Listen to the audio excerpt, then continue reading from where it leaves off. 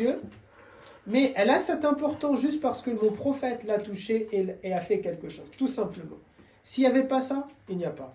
Ce n'est pas pareil que, de la même manière plutôt que la Kaaba. La Kaaba, mes garçons, les païens, ils tournaient autour de la Kaaba. Les païens se prosternaient devant la Kaaba. Mais moi, quand je me prosterne devant, je ne me prosterne pas en pensant que ce cube, il a un pouvoir. Ce cube, ce n'est que des parpaings, ce n'est que des pierres. Ça peut se casser, ça peut se reconstruire. La Kaaba a été détruite et reconstruite 5 fois. Les gens ils vont dire « Oh mon Dieu, il a désacralisé la Kaaba, c'est un fou, il va se prosterner devant les Champs-Élysées. » Non, ce n'est que des parpaings. Mais il a une importance. Pourquoi? Parce que Dieu a choisi cet endroit pour que je me prosterne. Il a fait, d'ailleurs, c'est une qibla, c'est une direction. Dieu a, les êtres humains depuis tout le temps, dans leur boussole, la boussole elle indique le nord. Ma boussole, elle indique Mecca. Khalas. Ok?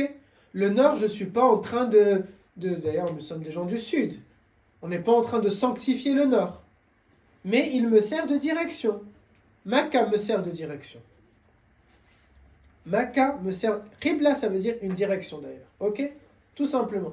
Allah Ta'ala m'aurait choisi un autre endroit pour me prosterner, nous l'aurions fait. Et d'ailleurs, l'islam nous a montré cela. Les musulmans ont prié devant l'Aqsa, face, la première Qibla, c'était Jérusalem. C'était la mosquée sacrée de l'Aqsa, troisième lieu saint de l'islam. Et puis Allah Ta'ala a décidé qu'on va changer la Qibla et maintenant elle est à Mecca, nous avons tourné et nous avons fait vers Mecca. Est-ce que vous saisissez? Ce n'est qu'une direction dans laquelle je suis en train de prier. C'est d'ailleurs pour ça qu'il n'y a rien à l'intérieur, c'est vide. Quand parfois je demande aux collégiens qu'est-ce que vous pensez qu'il y a, on entend des choses farfelues. L'esprit de Allah et le corps du prophète. Non, alhamdulillah, s'il y avait le corps du prophète, on ne va pas se prosterner vers là-bas. Parce qu'on se prosterne devant aucun être humain. Même s'il était le messager de Dieu. On ne se prosterne que devant Allah Azza wa Jalla. Voilà pourquoi cet endroit-là est vide. Ok? J'espère que le roi d'Arabie Saoudite, il ne nous a pas tous arnaqués. Non, même s'il nous a arnaqués et qu'il a mis sa photo, ça sert à rien. Nous, quand on se prosterne, nous savons que nous prosternons devant Allah Azza wa Jalla. Il m'a choisi ce lieu-là comme étant un lieu vers lequel je me prosterne. Tout ça. De la même manière, mes garçons, lorsque Dieu a ordonné aux anges de se prosterner devant Adam, ce n'est pas pour donner une valeur à Adam incroyable. Ce n'est pas pour dire à Adam il est légal, astaghfirullah de Allah Azza wa Jalla, pas du tout. Ce n'est qu'une qibla. Adam était une qibla. Dieu l'a choisi pour être une qibla. Les anges, prosternez-vous devant Adam. Khalas. Lorsque l'ange il se prosterne devant Adam, il n'est pas en train d'adorer Adam. Il se prosterne devant Adam parce que son Seigneur lui a demandé de se prosterner devant Adam. Tout simplement. Ok? Bon, on pourrait aussi dire la réalité, c'est parce que c'était aussi à l'époque une manière de saluer les gens. On se prosterne devant quelqu'un à l'époque, après ça a été interdit, pour saluer. Voilà pourquoi les frères de Youssouf, lorsqu'ils vont rentrer dans le palais, ils vont se prosterner devant lui pour lui dire salam alaykoum. Ok? Il y avait des questions. Mehdi, Al-Mehdi et après Ayman. Comment il faisait à l'époque pour savoir la direction? Je pense les étoiles. Je pense les étoiles. Je ne veux pas dire de bêtises. Moi, je pars du principe... C'est pour ça que les musulmans, la boussole a été inventée par les musulmans.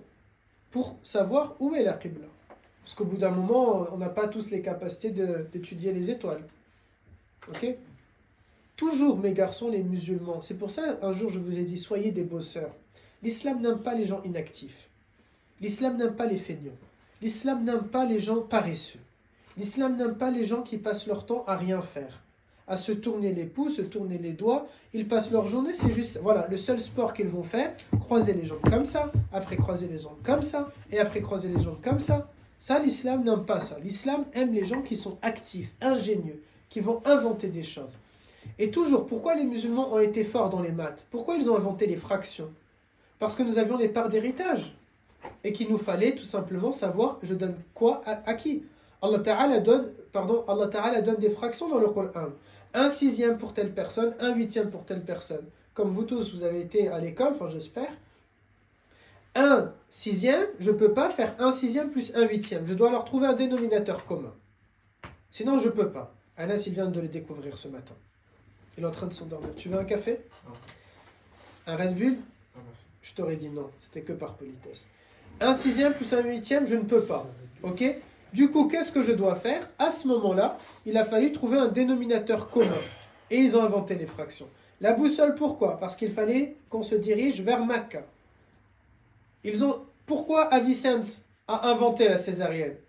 Parce que des femmes, elles sont en train de mourir parce qu'elles n'arrivent pas à accoucher et le bébé, il meurt.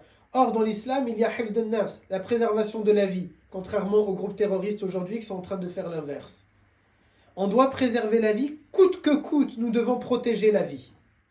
Et il me faut trouver une solution. Nous ne pouvons pas nous résoudre à laisser des femmes mourir avec un bébé dans le ventre parce qu'elles ne peuvent pas accoucher de manière naturelle. On invente la césarienne. Vous saisissez?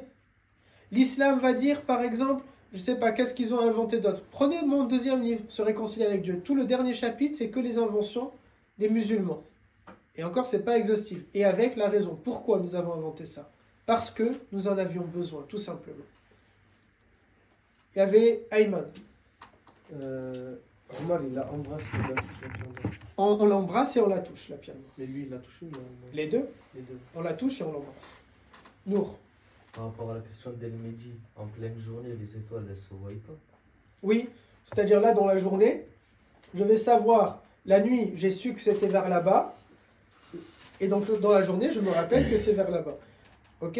Après, ils ont trouvé des techniques. À l'époque, aussi, le prophète avait dit, si vous ne savez pas où est la Qibla, priez n'importe où. Ok? Ça a été de cette manière-là. En France, par exemple, l'après-midi, à partir du zénith, donc à midi en hiver, à 14h en été, on trouve la Qibla à peu près, hein, c'est pas pile poil. Maintenant, alhamdoulilah, on a des applications, etc. Mais à peu près, c'est je tourne le dos au soleil et je me tourne légèrement vers la droite. Et ça me donne la Qibla. Bon, peut-être qu'ils avaient des techniques de cette manière-là. On fait la pause, sauf s'il y a une dernière question.